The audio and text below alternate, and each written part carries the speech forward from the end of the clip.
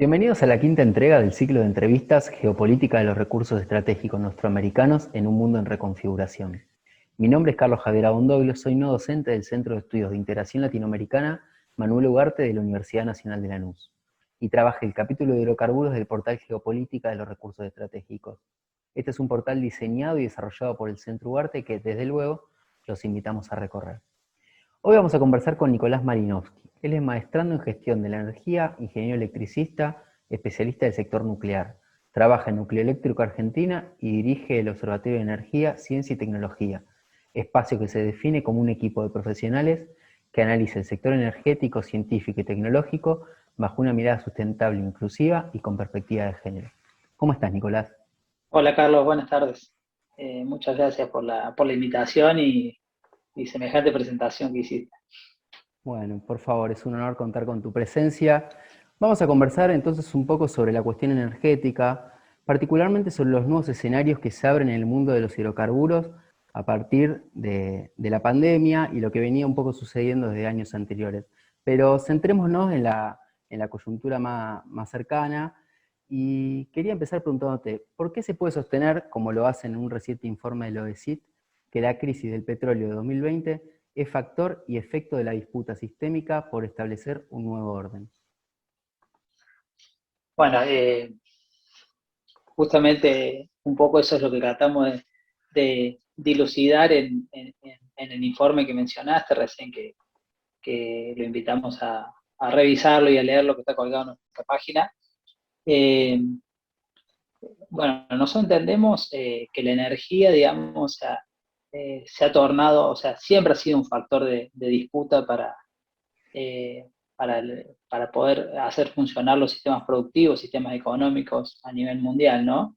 Y claramente hoy estamos viviendo una crisis que se vio agudizada por el factor de la pandemia, donde en el caso energético el petróleo cayó, o sea, en el año 2020, producto de los primeros meses de la pandemia, eh, los, lo- el petróleo cayó a terreno, o sea, cayeron los precios el 9 de marzo, fue la primera caída que tuvo a grandes rasgos, que fue el lunes negro, se conoce como fenómeno, donde cayó en un 30%, una caída abrupta que no se conocía desde la guerra del Golfo. Eh, y después, el mes siguiente, previo desenlace de medidas de recorte de producción y demás, y una disputa entre los precios y los cortes de producción que estaba ahí jugando los actores como Pep y Donald Trump por Estados Unidos y demás, vuelve a caer a terreno negativo tocando algo de menos $37, el WTI, que es el índice de precios de Estados Unidos, ¿no? Eh, bueno, o sea, viendo eso, digamos, nosotros estudiando un poco ese fenómeno, identificando cuáles son los escenarios, las proyecciones y las tendencias que se van marcando a nivel mundial, que son tendencias que la marcan los actores políticos, los actores económicos y actores estratégicos, nosotros visualizamos que hay una gran disputa alrededor de la energía y tuvimos la suerte o se logró visualizar, cristalizar en el enfrentamiento de los programas que desencadenó la elección más importante del año pasado, que fue la elección presidencial de Estados Unidos, donde por un lado se podía visualizar un proyecto energético de la mano de Donald Trump, que era basado en los hidrocarburos, donde ya su política venía en ese sentido, donde había hecho aumentar, digamos, la producción del fracking, digamos, o sea, se conoce como la revolución del shale en Estados Unidos, donde pasó a tener un pico de producción de alrededor de 13 mil millones de barriles por día, si no me equivoco, eh, posicionándose como el primer productor del mundo. Eh, ya el año pasado también, o a fines del 2018, diciembre de 2018, principio de 2019, también había lanzado el programa Gas para la Paz, que es un programa que tenía pensado para abastecer a diferentes países del mundo, sobre todo en Europa, insertarse en el mercado europeo con el gas. De ahí viene que Estados Unidos tiene sancionado el gasoducto Nord Stream 2 Uh -huh. que conecta Rusia con Europa para abastecer el gas. Y después, del otro lado, veíamos un programa energético que llevaba adelante la plataforma de gobierno de Joe Biden, que era totalmente antagónico al de, al de Donald Trump, que modelo energético basado en las energías limpias, libres de dióxido de carbono y básicamente pensado en las energías renovables como la energía solar y la eólica y la energía nuclear también. Entonces ahí nosotros pudimos ver lo que nosotros ya veníamos entendiendo y estudiando, que se enfrentaron justamente en la potencia que uno conoce como Estados Unidos, esos dos modelos energéticos antagónicos, ¿no? Eh, bueno, a raíz de eso, nosotros entendemos y visualizamos que claramente se está dando un nuevo orden, digamos, no solo por las elecciones de Estados Unidos, sino por uno cómo va viendo, digamos, los efectos de la pandemia y el reordenamiento del tablero mundial, si se quiere, del tablero geopolítico, uno va visualizando cuáles son, que todo se está moviendo y hay una gran crisis, ¿no? Y en la pandemia uno vio un perdedor como los hidrocarburos, si se quiere, para poner una figura, y después teníamos grandes ganadores como las tecnológicas, donde claro, las 5 grandes empresas tecnológicas aumentaron sus ingresos en un promedio un 20%, digamos, en lo que fue el 2020. Entonces, y justamente las tecnológicas, las Big Tech que se conocen como Amazon, Google, Facebook y Microsoft, si no me olvido de ninguna, eh, están abocando sus proyectos, sus modelos productivos basados en energías limpias, libres de emisiones de dióxido de carbono. De hecho, ya han planteado en febrero de este año, si no me equivoco, lanzaron ya que para el 2030, 2040 y 2050, distintos grados de descarbonización de su sistema productivo dentro de lo que sería el modelo comercial y productivo de cada empresa, ¿no? O sea, y a su vez obligan a sus proveedores a tener energías limpias también. Claro. Entonces, se va configurando, o sea, no sé, pongamos el ejemplo de Google, para enviar un correo electrónico y demás, toda esa energía que implica, digamos, toda esa infraestructura, bueno, lo que plantea Google es que va a estar sostenida sobre energía eh, libre de emisiones de dióxido de carbono, y a su vez todo lo que Google o alguna de estas empresas consumen a través de proveedores y demás, le exigen que para contratarte, bueno, vos también tengas tu modelo productivo basado en, en energías limpias, ¿no? Claramente eso es una presión muy fuerte, digamos, o Tremenda, sea, te sí, están condicionando que tenés que ir hacia eso, digamos, ¿no? sí. Además, a nivel gubernamental, ahora pareciera haber una especie de carrera de los países hacia la neutralidad en la emisión de carbono, al menos en el plano discursivo, desde que asumió Biden con esta meta del 2050. Este, el año pasado yo recogí una nota que decía que la empresa NextEra, que se aboca a la energía solar y eólica, había alcanzado ExxonMobil en la cotización bursátil. Y bueno, a la vez muchas empresas petroleras pasaban a definirse o a denominarse como energéticas o como eléctricas. ¿Puede hablarse en ese sentido de un cambio de paradigma en el modelo energético? ¿Se aceleraron los tiempos eh, hacia esta modificación en la composición de la matriz energética? ¿O eso depende, digamos, de que se corrijan también ciertas líneas de inversión, de ver cómo, digamos, continúa esta especie de puja que se desató? ¿O ya de algún modo eso está definido y es muy difícil que no siga esa dirección de una acelerada transición energética? Mira, nosotros lo que consideramos es que eh, claramente estamos en un mundo de una economía distinta a la que conocíamos, ¿no? O sea, estamos yendo hacia un mundo que va a basar sus sistemas productivos y si podríamos decir la vida misma, de todo lo que conocemos va a ser mediado o situado en la digitalización de la economía y de todo, ¿no? O sea, de hecho, hoy estamos usando plataformas virtuales para poder hacer esta entrevista. Entonces, pasa a, o sea, lo que nosotros conocíamos como sistemas productivos industriales, digamos, el modelo fordista, si se quiere, para darle un nombre, pasa a cambiar el modelo económico, ¿no? O sea, de hecho, la pandemia, o sea, uno vive en Buenos Aires, y el año pasado en la pandemia, o sea, uno vio cómo ingresaron esas plataformas de delivery, que podemos mencionar varias, y lo único que andaba en la calle era eso, y todo un modelo de negocio basado a través de una conexión de Internet, digamos. Entonces, claramente está cambiando y fue un aceleramiento muy grande, porque esto se venía, uno lo podía ir visualizando del avance tecnológico, las grandes inversiones que se iban haciendo en el sector y demás, pero claramente la pandemia que encerró a un mundo entero en sus casas, ahí vimos que, o sea, para que pueda seguir sosteniéndose el mundo, bueno, había que laburar desde otro medio y la fábrica pasó a ser tu casa, ¿no? Entonces, Ujú, eh, estamos en el proceso del cambio, por eso también es difícil visualizarlo, ujú. pero y hoy todavía el modelo energético a nivel mundial es 100% de hidrocarburos casi, digamos, o sea, dependemos de los hidrocarburos, pero la tendencia es que esto va a cambiar y eso tiene dos factores, digamos. Primero que el sistema mundo ya no aguanta más los niveles de contaminación que estamos teniendo, entonces no hay alternativa de que se siga contaminando en los niveles que se sigue contaminando, porque en 3-2-1 nos vamos a quedar sin sistema planetario.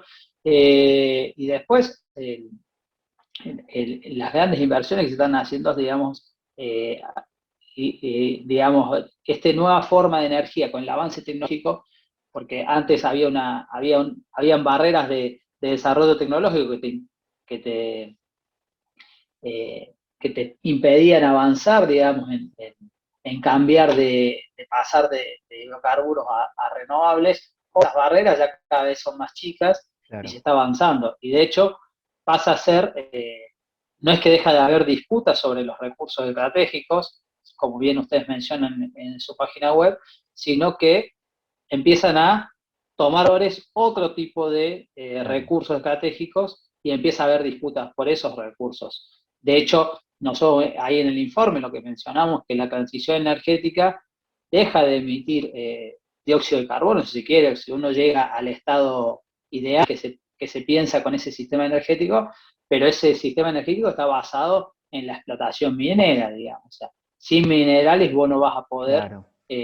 sostener esa infraestructura. Entonces, hay otro tipo de explotación de recursos naturales y ahí es donde empieza otro tipo de disputa. Y nosotros como región no estamos al centro eh, por los recursos que tenemos, digamos, acá, ¿no? Claro, te iba a preguntar un poco eso, ¿qué contrapartida tiene también la energía verde? Veía que los paneles solares van a generar millones y millones de toneladas de residuos, por el momento no reciclables. Habla de paneles que más adelante quizás sí tengan la tecnología suficiente en su desarrollo para ser reutilizables, pero por el momento hay otro tipo de externalidades que también genera eh, esta transición, bueno, ni hablar lo que vos decías de la minería, la extracción de químicos como el litio, digo, tiene una contrapartida porque digo, también uno lee a veces, tal vez periodistas que están más posicionados, o analistas que están más posicionados del lado de que la seguridad energética tiene que ver con los hidrocarburos porque es la forma más eficiente, y lo que plantean es esto, le hacen, si se quiere, esta suerte de crítica a la energía verde, de que también genera contaminación por otro lado, digamos. ¿Qué opinión tienen ustedes sobre este tema? Y ahí o sea, hay que entender, digamos, que cuando uno hace una transformación, digamos, en la naturaleza, claramente algún tipo de contaminación va a hacer, digamos. O sea, Uh -huh. y uno tiene que medir esto que vos decías, bueno, cuál es la contaminación que te producen los paneles solares o cualquier otro tipo de energía renovable, y uno tiene que ver la huella de carbono de eso. Mm. Entonces hay que hacer un análisis crítico de que realmente el mix de una matriz energética tiene que ser lo menor contaminante posible. O sea, y uno tiene que ir jugando en tanto y en cuanto pueda, digamos, como país o como región, y ir acomodando una matriz energética que nos permita a nosotros avanzar, y tiene que ir atado a un modelo productivo, ¿no? O sea, porque Argentina, si hoy se piensa, no sé, 100% renovable, ¿a qué modelo productivo va a responder? Y si eso no sirve, digamos. Claro. O sea, vos me decís, un modelo energético 100% renovable y el 80% de la población bajo la línea de pobreza, ese modelo energético no responde a los intereses nacionales, digamos. Claro. Entonces, es una cuestión compleja que hay que ir buscándole la vuelta de cómo hacer la matriz más limpia en la medida que se pueda, y a su vez que vaya de la mano de un modelo productivo. O sea, ¿qué modelo productivo está pensando Argentina para los próximos 20, 30 años? Me parece que Claro. ahí es un poco también La donde discusión. hay que poner el foco, ¿no? Claro, Uh-huh. hay países que cuentan con una espalda mayor para propugnar también este tipo de modificaciones en el mix energético que los países periféricos, a los cuales muchas veces se los carga con esa responsabilidad, eh, digamos, de modificar lo que es su esquema productivo, y quizás ahí de lo que se trata es de encontrar la diagonal de la que hablaba García Linera en Geopolítica de la Amazonia, ¿no? Cómo sustentamos los proyectos políticos con una economía robusta, sólida, que le permita un bienestar más o menos generalizado a la población, y mientras tanto vamos pensando este tipo de desafíos, pero que tal vez no son una agenda tan fácilmente abordable para países con economías muy frágiles y permanentemente asediados como los nuestros. Ahora, esta situación que se aceleró, que tal vez con el 2020 recibió un nuevo empujón, ¿cómo modifica el panorama de lo que se venía dando, de las tendencias que se venían configurando de Estados Unidos, que pasaba a encabezar el ranking de productores de Oriente, que demandaba, si se quiere, los hidrocarburos que se comenzaban a producir allí?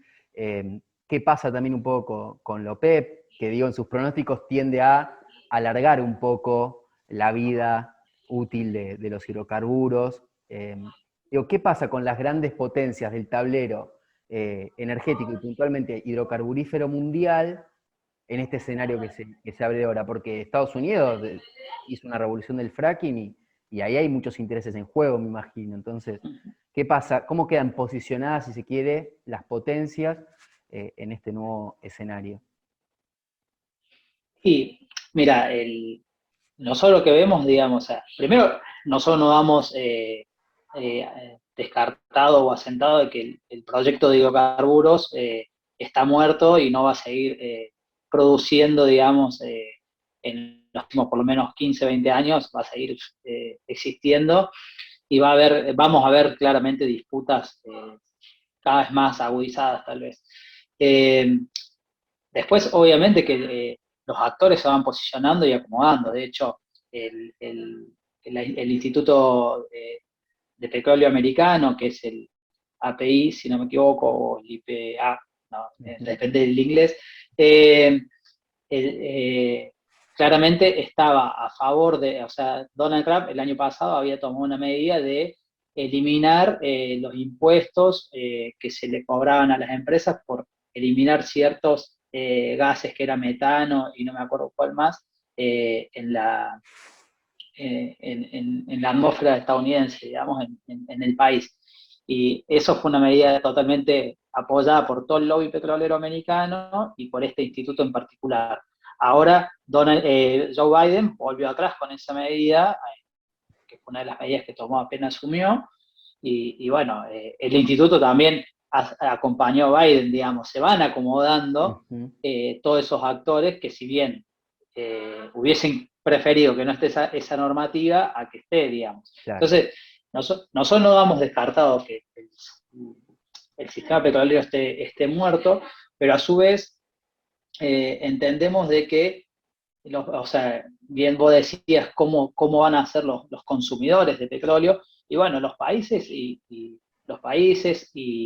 las corporaciones que a veces tienen más poder de decisión que los países, están acomodando sus modelos energéticos. Recién yo te mencionaba el caso de las 5 grandes tecnológicas que van hacia un modelo energético basado en energías limpias. Después, el caso de China, no, en septiembre del año pasado, en la convención de la ONU, lanzó su plan de descarbonización cero a 2060. Japón hizo lo mismo a 2050.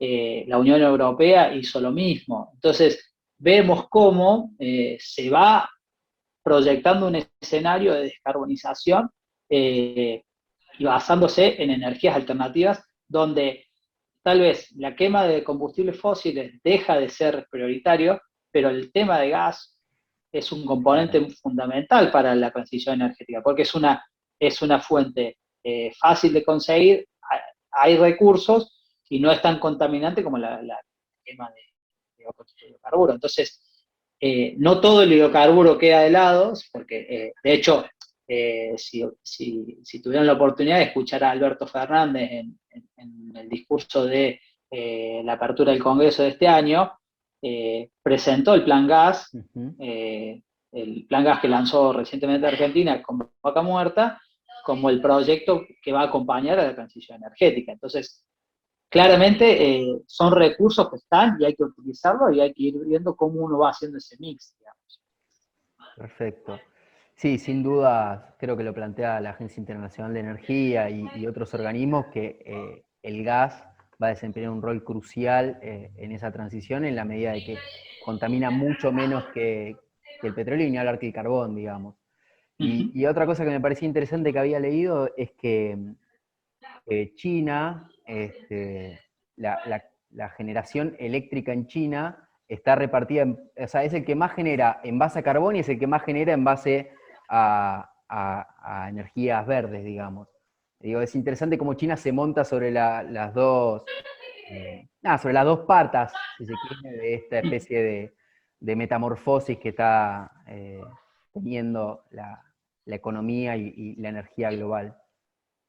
Sí, y ahí hay que tener en cuenta que es algo que justamente lo estábamos estudiando la semana pasada, que muchos están largando la descarbonización cero o la ecuación neta cero, digamos. Y pasa esto, donde China te dice, bueno, yo tengo, no sé, 10 centrales a carbón y tengo tanto de renovables que compensa, digamos, y te hace un balance de carbono neto cero, digamos. Entonces, hay que ver también y leer la letra chica de qué es lo que está planteando cada actor y cada país cuando dice carbón cero, descarbonización cero, ¿sí? O sea, hay que ver porque es un juego de palabras que se está usando, que uno tiende a pensar de que va hacia eh, lo no contaminante, y no es Claro. así, lamentablemente no es así, ¿no? O sea, uno quisiera que fuera lo menos contaminante posible, ¿no? Pero hoy el mundo que conocemos no es, o sea, no se sostiene sin energía. Claro, de forma abrupta es un salto al vacío y digamos que ninguna economía se suicida, menos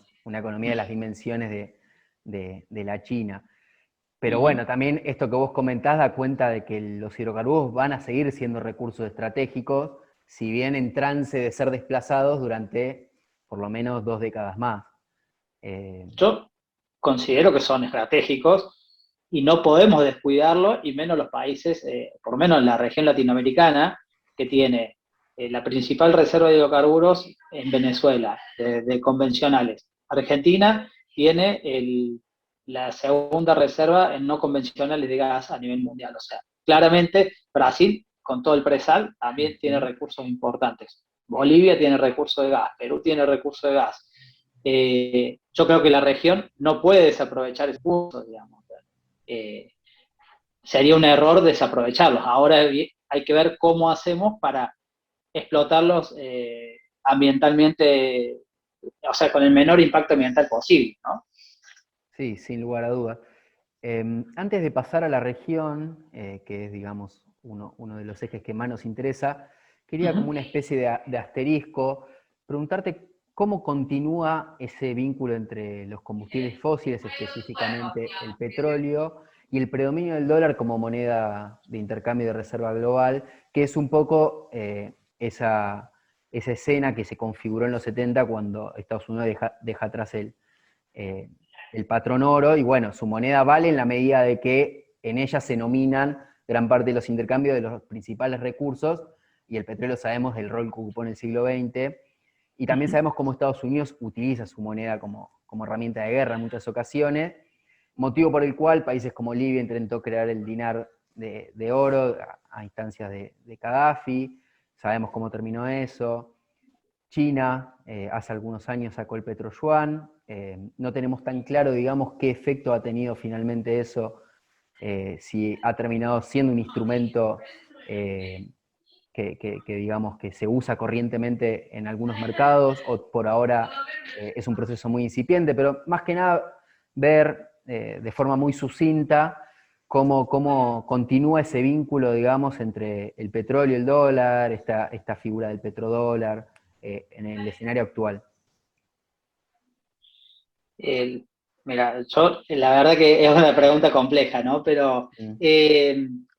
me parece que eh, el escenario de las canastas de monedas a nivel mundial es claramente un territorio que está en disputa y se están eh, tensionando no solo el petrodólar con el petrodólar, que es lo que lanzó China con Rusia, si no me equivoco, en su momento, como una alternativa o sea, porque ¿qué es el petrodólar, digamos? Es la moneda con la cual, o sea, hoy el petróleo se comercializa y se vende en dólares, digamos. O sea, las mayores transacciones son en dólares. Bueno, ¿qué otra alternativa tenés para hacer ese tipo de comercializaciones? Y ahí empiezan a aparecer también hoy las monedas virtuales, ¿no? O sea, el Bitcoin, Mm. todo lo que conocemos. Me parece que va, o sea, no solo está la disputa entre el petro-yuan y el petrodólar, sino que hoy tenés toda la canasta de bitcoins que son, Ujú. o sea, es un abanico muy grande, yo no lo manejo muy bien, pero sí hubo un montón de movimientos de que sube y baja el bitcoin en cada viernes de lo que estuvimos pasando en estos 15, 20 días, sube y baja en función de lo que Elon Musk dice a través de un Twitter, ¿no?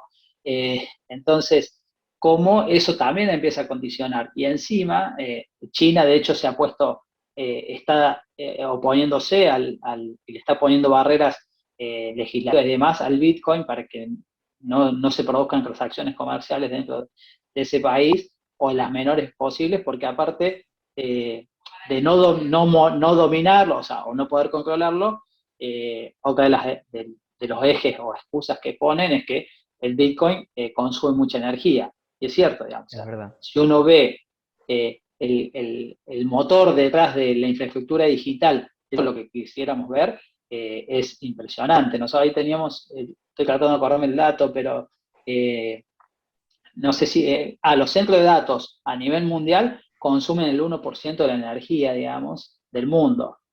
Y eso en términos numéricos es muchísima energía.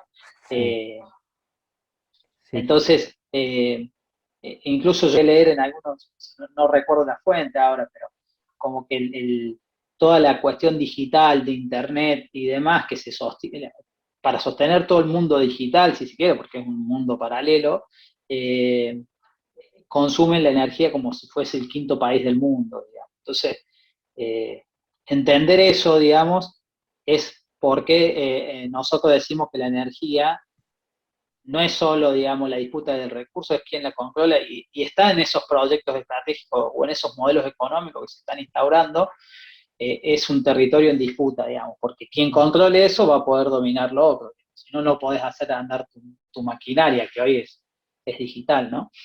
Sin lugar a dudas. Funciona, digamos, en varios planos. Tiene esta relevancia para el funcionamiento de la economía digital, interviene en esta especie de guerra de divisas entre los países centrales para cubrirse de la sanción estadounidense, ofrecerle opciones a mercados que normalmente están, por ejemplo, Irán, poder recibir el pago en yuanes que se convierten en oro, un poco genera una especie de muralla ante las sanciones norteamericanas. Es decir, la energía efectivamente mueve, si se quiere, gran parte o acompaña ese ritmo de las disputas geopolíticas y explica gran parte de esas disputas.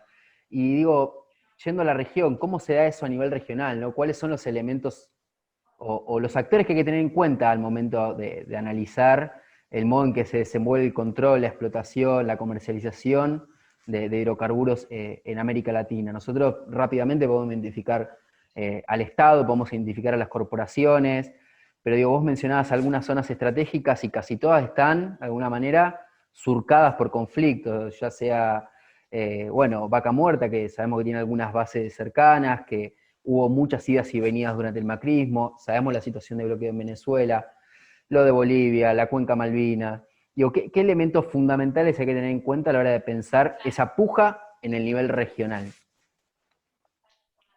Eh, bueno, ahí, para atarlo a lo de monedas que recién hablábamos, Venezuela había sacado en su momento el petro, digamos, que era una moneda para comercializar justamente su petróleo. Eh, y algo más que me quedó de eso, Sí. y voy a la pregunta, eh, entender, digamos, de que eh, las economías de los países quedan subsumidas también a actores que hoy, quién los controla y quién los regula de alguna manera, porque, o sea, nosotros vemos el caso, para poner un ejemplo, el caso de Elon Musk, digamos, que es un tipo, o sea, el hombre más rico del mundo, el dueño de la empresa Tesla, o sea, es un CEO que agarra y en función de lo que hace, condiciona la economía mundial, ¿no? Ujú. Entonces, es para pensarlo y poner una variable más a todo lo que vos habías mencionado recién. Ahora sí pasa, no Sí. quería dejarlo pasar. No, está bien, sí. Eh, Es cierto, perdón, un paréntesis. Elon Musk tuitea y se mueven diferentes variables bursátiles. uh-huh, También confesó de algún modo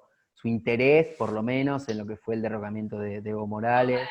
uh-huh. De manera que sí, A eso iba a ir ahora. está Sí. muy a la vista. Sí, perdón. Te No, hago el es pie. que justamente ya, o sea, como que los estados-nación también ya pierden su autoridad o sea, pasan a estar subordinados a algo superior, ¿no? Entonces, ¿cómo lo pensamos, digamos? Me parece que la región ahí sí tiene un montón de desafíos. Yo creo que América Latina eh, está, o sea, es un territorio que vive en disputa, digamos, eh, o sea, vamos a la historia y ha sido siempre saqueado, digamos, los Sí. territorios.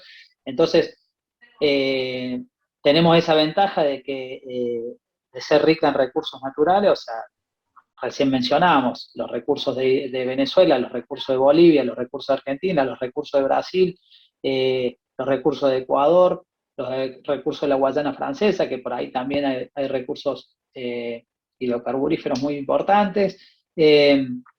¿Cómo hacemos nosotros para pensar y salir adelante eh, con esto, ¿no? Se me fue un poco la idea de la pregunta como nos fuimos Sí. hacia un día, si me la puede repetir.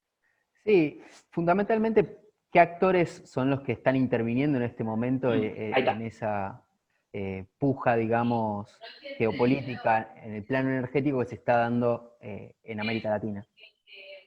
Eh, y nosotros lo que visualizamos es todo el esquema que uno puede visualizar en la disputa geopolítica a nivel mundial se replica en América Latina, o sea, se Mm. traslada y uno puede visualizar los mismos actores que están en la disputa geopolítica, los podemos visualizar que van pasando distintas escalas y llegan hasta donde uno lo piensa, hasta un municipio en Argentina, digamos, o sea, van calando y uno ve esas mismas disputas, digamos, o sea, hoy claramente eh, todos los recursos, digamos, naturales de la región están puestos en jaque por esas grandes corporaciones. O sea, vos recién mencionaste eh, el golpe de Estado de Bolivia en 2018, 2000, sí, Fines de no, 2019. 2019, Ujú. fin de 2019,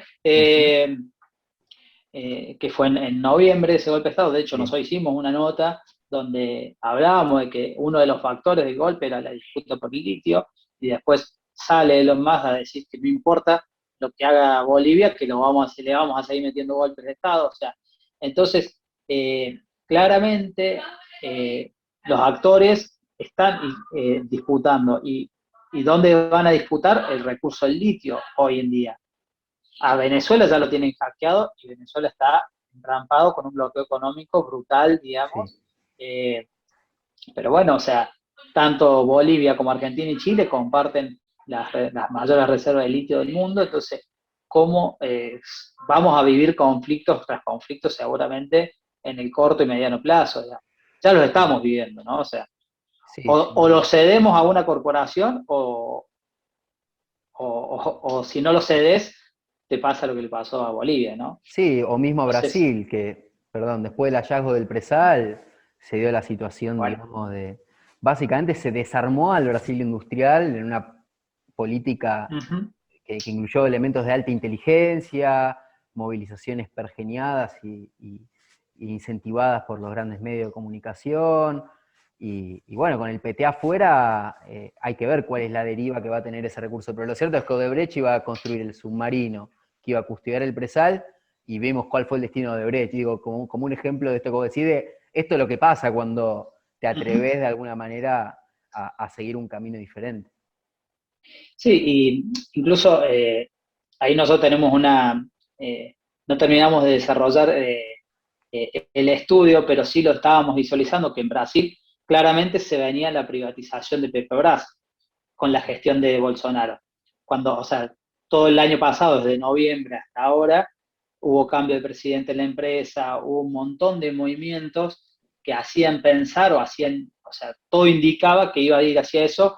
Ahora yo creo que con el lanzamiento presidencial de Lula, eso tal vez puede no llegar Mm.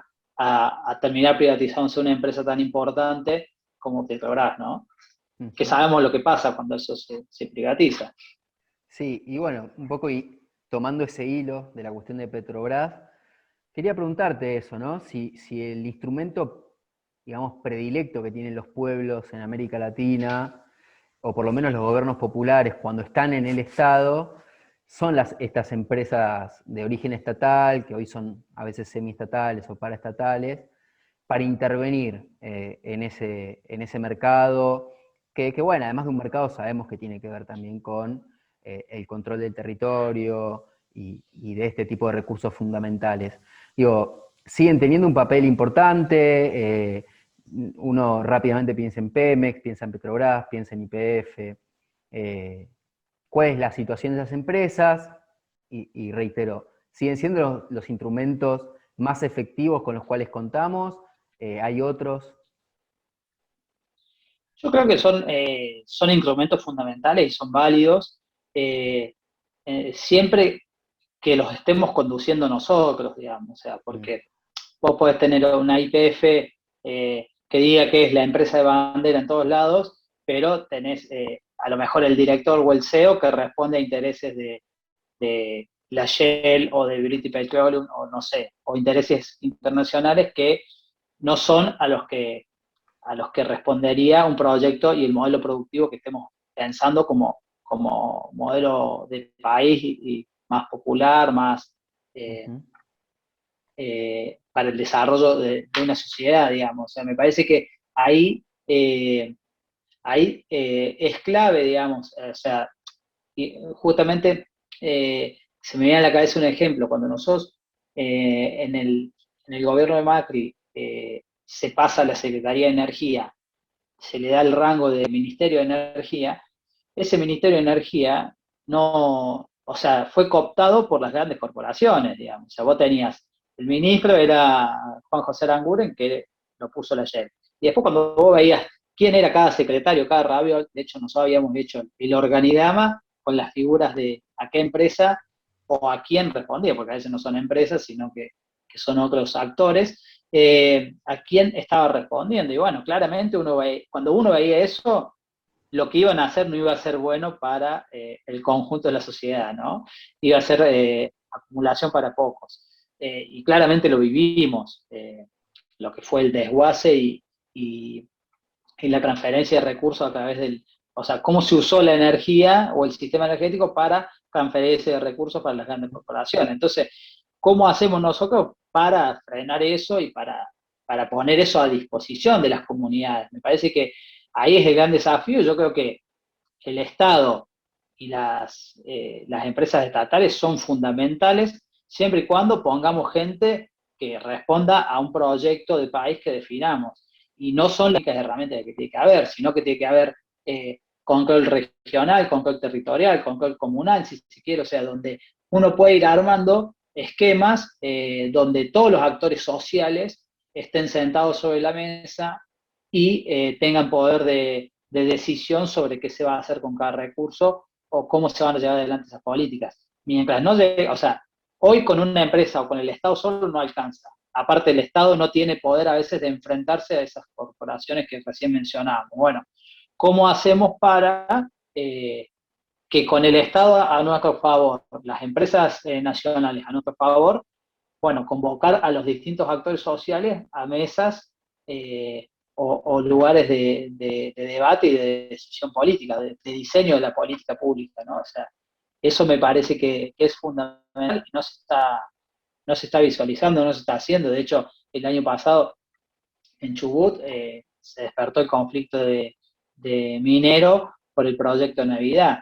Entonces, ¿cómo hacemos? O sea, y tal vez el proyecto Navidad, o sea, eh, puede ser un proyecto que lleve mucho trabajo, digamos, en la región, pero tal vez como está planteado, genera un impacto ambiental que los chubutenses no quieren, no tienen por qué vivirlo. Entonces, yo no veo que haya una capacidad de diálogo entre las mineras, entre el Estado nacional, provincial, municipal, todos los actores sociales, como para ver hacia qué explotación minera sustentable y medianamente amigable se puede ir, digamos. O sea, y ahí es donde tenemos que empezar a pensar eh, cómo desarrollamos cada proyecto en cada lugar en función de las necesidades de cada región, ¿no? Sí.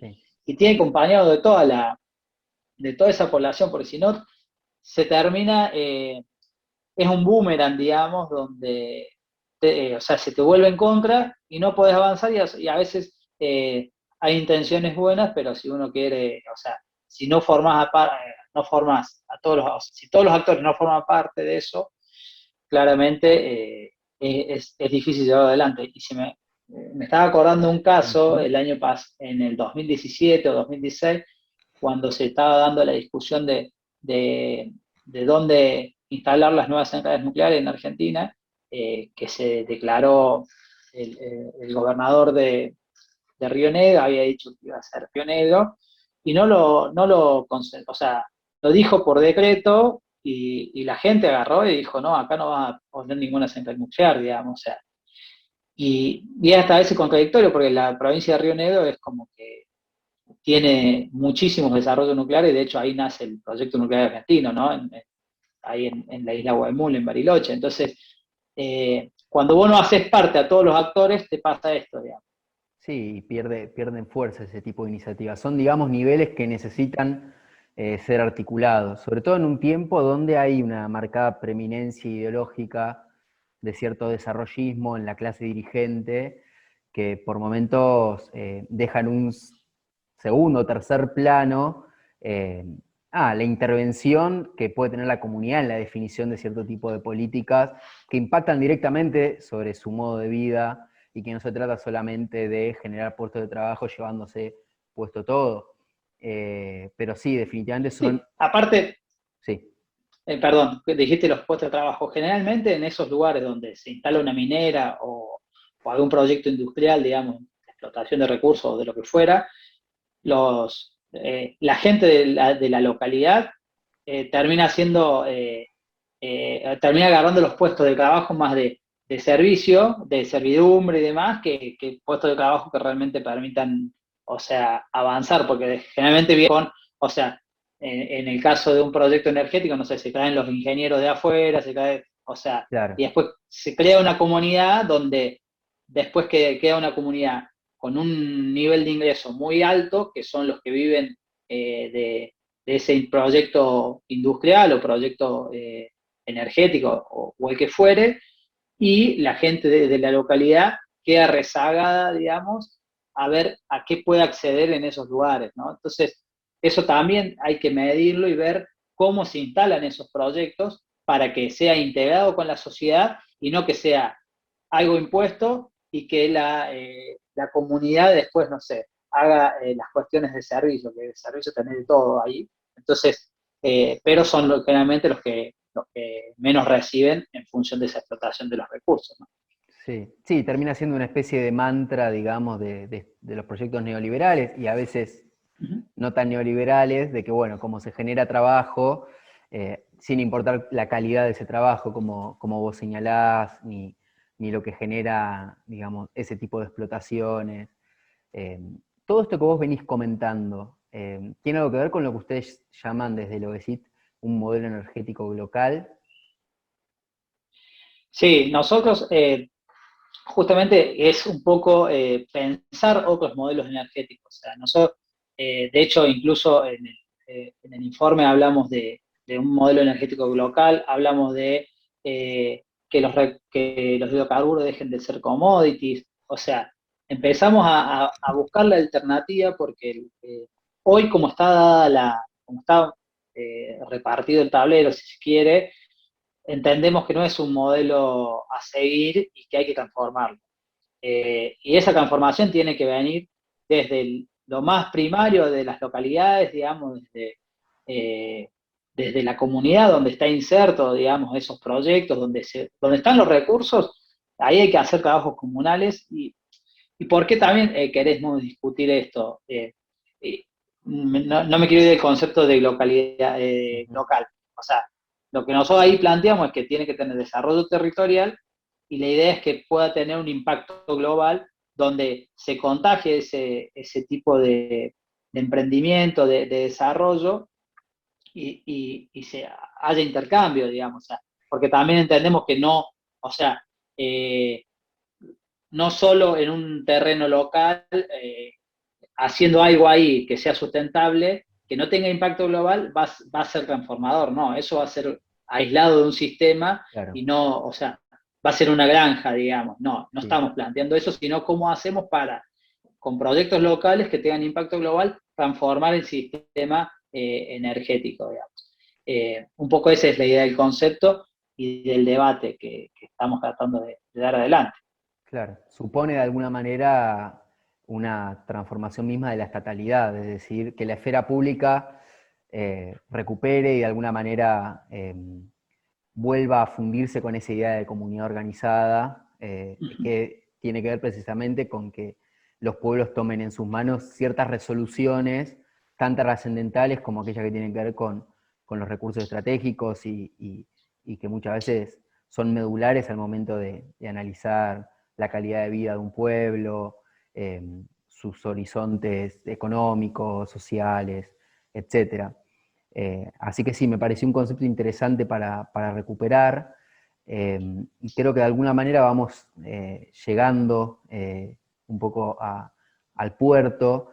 Yo quería preguntarte, porque bueno, un poco, como saben, nosotros trabajamos en el Centro de Estudios de Integración Latinoamericana, Manuel Ugarte, y siempre estamos con un ojo puesto en la cuestión de la integración y cómo las diferentes temas, los diferentes problemas, pueden de alguna manera eh, resolverse o potenciarse o encontrar nuevos caminos a través de la solución o el abordaje conjunto de los países de la región, desde luego en el marco de una integración que parta de lo político y del encuentro cultural y social de nuestros pueblos, y en diferentes niveles e instancias, pero en el caso energético nos interesaba pensar cuáles serían las ventajas de una integración regional, cuáles son los mayores tal vez escollos y también pensar si hay ejemplos en algunas regiones del planeta que esto se dé. Bueno, sabemos la cuestión de Norteamérica, entre Canadá, Estados Unidos y México, tal vez no tenemos el detalle de si eso, eh, si digamos hay un entramado energético que de alguna manera se comunica entre sí o tiene más que ver con inversiones que Estados Unidos de repente hace en México, pero digo, pensándolo en América Latina, ¿no? Sabemos que en su momento en la UNASUR hubo un consejo energético, eso de alguna manera quedó trunco porque también la misma UNASUR atravesó y atraviesa fuertes dificultades. Entonces preguntarte un poco eso, este cruce entre la cuestión energética y la integración regional. Articular un poco esas dos dimensiones y pensar un poco a partir de eso. Eh, Sí, yo creo que estamos ante un gran desafío, digamos, en la región, eh, donde encima tenemos el contexto regional no está siendo fácil. Hay multiplicidad de colores de gobierno, digamos, desde el más de derecha lo más de izquierda que podamos entender, y eso hace una dificultad hacia un proyecto de integración regional desde lo energético, lo productivo, lo político. Yo creo que sí se está dando en la región casos interesantes de cortar con los gobiernos neoliberales. Recientemente vimos las elecciones de Chile, donde empieza a cambiar y ver un horizonte para el pueblo chileno, donde eh, viene con un neoliberalismo feroz desde la dictadura militar, digamos, donde se necesitó justamente las Fuerzas Armadas para instalar un modelo económico que es violento, porque justamente sin la violencia no se hubiese podido instalar. Y hoy, bueno, el pueblo chileno ha dicho basta, me parece que eso es esperanzador y hay que ver cómo empezamos a cruzar lazos con Chile en todo tipo de sentido, digamos, políticos, productivos, y ahí la energía va a jugar un rol fundamental y más con, con, con los recursos que compartimos, como el litio, digamos, y a su vez eh, no podemos pensar, digamos, que los países nos vamos a salvar solos, digamos. Yo creo que el compendio de recursos naturales que tiene la región es claramente una potencialidad y hay que hacer potencia a la región y nos podemos constituir como un bloque si logramos que accione todo en un mismo sentido, ¿no? Y es el gran desafío que tenemos. O sea, yo creo que la, la integración, o sea, si nosotros hablamos de soberanía energética, hoy no sé si se puede pensar soberanía energética sin un proyecto regional, ¿no? O sea, claramente por algún lado te entra, digamos. Entonces hay que hacer bloque, hay que hacer fuerza, músculo entre los distintos países y dejar de borrar esas fronteras que han sido, y empezar a borrar esas fronteras que han sido impuestas, digamos, que lo único que terminan es dividiendo más que uniendo más, ¿no? Entonces, pensar una Latinoamérica como toda unida y ahí sí creo que podemos pensar una columna vertebral energética que sustente a los pueblos latinoamericanos. Después hay modelos en el mundo, yo creo que la Unión Europea tiene un modelo energético integrado, obviamente entendiendo las dimensiones geográficas que son totalmente acotadas a lo que tenemos nosotros, pero yo creo que también no tenemos que comprar modelos extranjeros para implementarlos acá, sino que tenemos que tener la capacidad de desarrollar el nuestro, por más que nos cueste y si es más lento, pero tal vez eso es lento, pero va calando y va haciendo paso firme y se va consolidando. Me parece que un poco es eso, ¿no? Eh, tenemos que volver a conseguir, digamos, una región integrada desde lo energético, desde lo político y desde lo económico, desde lo productivo, digamos. Creo que si no, no vamos a poder salir adelante. Es impensado pensar una Argentina sin un Brasil, sin un Venezuela, sin un Chile, sin un Uruguay, sin un Perú, sin Colombia, que ahora también está en pleno conflicto. Me parece que, y hay esperanza, esos conflictos despiertan esperanza porque claramente no está cerrada la disputa, ¿no? Sin dudas. Bueno, Nicolás, la verdad que ha sido súper interesante, muy nutritivo este intercambio, nos llevamos un montón de cosas para pensar, un montón de puntas de las cuales tirar y seguir explorando y tal vez seguir haciendo crecer el portal en futuras actualizaciones. Vamos a estar pendientes del laburo del OECID, que bueno, para nosotros ya a esta altura es referencia para pensar todas estas cuestiones, es muy ordenador su trabajo, la verdad que lo valoramos muchísimo, recomendamos sus informes, y te agradecemos por este tiempo, esperamos encontrarnos en futuras instancias y te mandamos un saludo muy grande. Bueno, Carlos, muchísimas gracias. La verdad que para nosotros también es muy valioso estos espacios, poder participar. poder dar a conocer lo que uno viene estudiando, que entendemos que es muy complejo y está bueno esa devolución que nos hace de que los informes son ordenadores y se entiende porque es algo muy complejo y uno trata de bajarlo para que se pueda leer y que sea una herramienta para el debate, para la construcción, para llevar adelante esto que vemos, ¿no? Eh, y también celebro, digamos, el lugar que haga este tipo de intervenciones, me parece fundamental, un centro de estudio tan referenciado como ustedes en la Universidad de Lanús, que de hecho yo soy estudiante de Lanús, así que eh, celebro que la universidad tenga estos espacios, ¿no? Entonces, eh, bueno, poner a disposición el observatorio, todo lo que tenemos producido está colgado en nuestra página web, los invitamos a recorrerlo, y a disposición para lo que necesiten estamos, así que desde ya agradecerles y saludo a todos los compañeros ahí de Ugarte, a Mara, que siempre abre el espacio, así que para lo que necesiten estamos.